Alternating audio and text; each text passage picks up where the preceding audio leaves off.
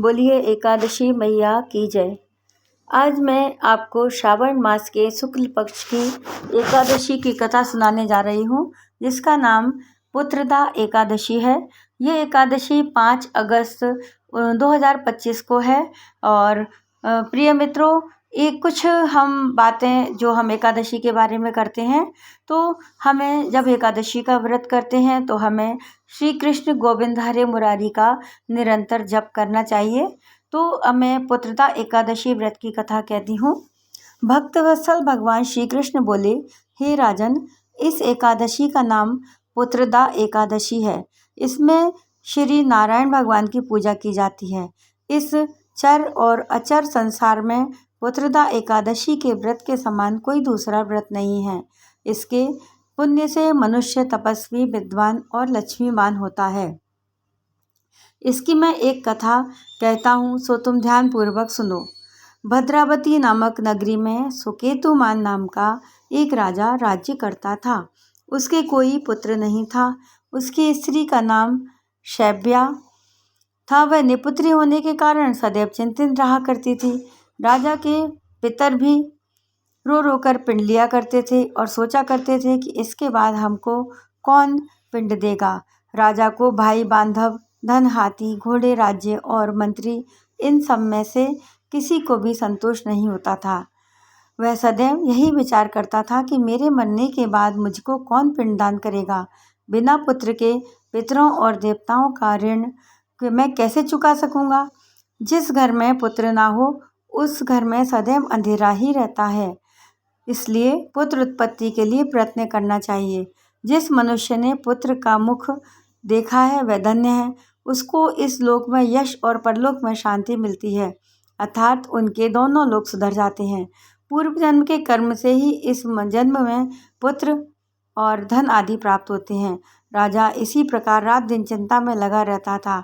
एक समय तो राजा ने अपने शरीर को त्याग देने का निश्चय किया, परंतु आत्मघात को महान पाप समझकर उसने ऐसा नहीं किया। एक दिन राजा ऐसा विचार करता हुआ अपने घोड़े पर चढ़कर वन को चल दिया और पक्षियों और वृक्षों को देखने लगा। उसने कहा कि वन में मृग, व्याघ्र, सुअर, सिंह, सर्प, बंदर आदि भ्रमण कर रहे हैं। हाथी अपने बच्चों और हथनियों के साथ घूम रहा है। उस वन में कहीं गीदड़ अपने कर्कश स्वर में बोल रहे हैं, कहीं उल्लू ध्वनि कर रहे हैं। वन के दृश्यों को देखकर राजा सोच विचार में लग गया। इसी प्रकार आधा दिन बीत गया। वह सोचने लगा कि मैंने कई यज्ञ किए, ब्राह्मणों को स्वादिष्ट भोजन कराकर तृप्त किया, फिर भी मुझको दुख प्राप्त हुआ है। क्यों? राजा प्यास के मारे अत्यंत दुखी हो गया और पानी की तलाश में इधर उधर फिरने लगा। थोड़ी देर दूर पर राजा को एक सरोवर दिखा। उस सरोवर में कमल खिले थे तथा सारस, हंस, मगरमच्छ आदि विहार कर रहे थे। उस सरोवर के चारों तरफ मुनियों के आश्रम बने हुए थे। उसी समय राजा के दाहिने अंग फड़कने लगे। राजा शुभ शगुन समझकर घोड़े से उतरकर मुनियों को दंडवत प्रणाम करके बैठ गया। राजा को देखकर मुनियों ने कहा, हे राजन, हम तुमसे अत्यंत प्रसन्न हैं। तुम्हारी क्या इच्छा है सो कहो।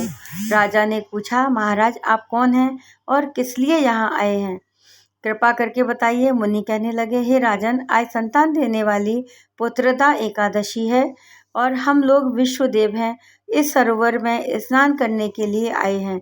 यह सुनकर राजा कहने लगा, महाराज, मेरे भी कोई संतान नहीं है।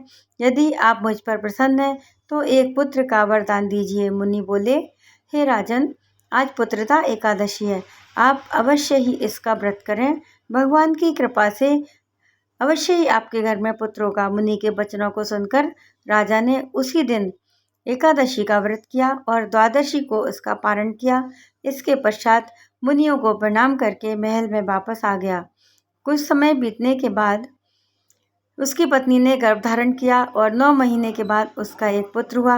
वह पुत्र भी राजा के समान तेजस्वी था और वह पुत्र प्राप्ति के लिए पुत्रदा एकादशी का व्रत करना चाहिए। जो मनुष्य इस महात्म्य को पढ़ता या सुनता है और उसे अंत में स्वर्ग की प्राप्ति होती है। बोलिए एकादशी मैया की जय। श्री कृष्ण भगवान की जय।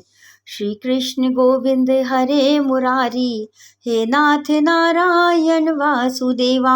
मेरे साथ आप भी इस मंत्र का जाप करें। श्री कृष्ण गोविंद हरे मुरारी, हे नाथ नारायण वासुदेवा। श्री कृष्ण गोविंद हरे मुरारी, हे नाथ नारायण वासुदेवा। श्री कृष्ण गोविंद हरे मुरारी, हे नाथ नारायण वासुदेवा। श्री कृष्ण गोविंद हरे मुरारी, हे नाथ नारायण वासुदेवा। तो प्रिय मित्रों, यदि आपको मेरी एकादशी की कहानियाँ कथाएं समझ में आती हैं तो मुझे कमेंट बॉक्स में एक बार ज़रूर बताएं।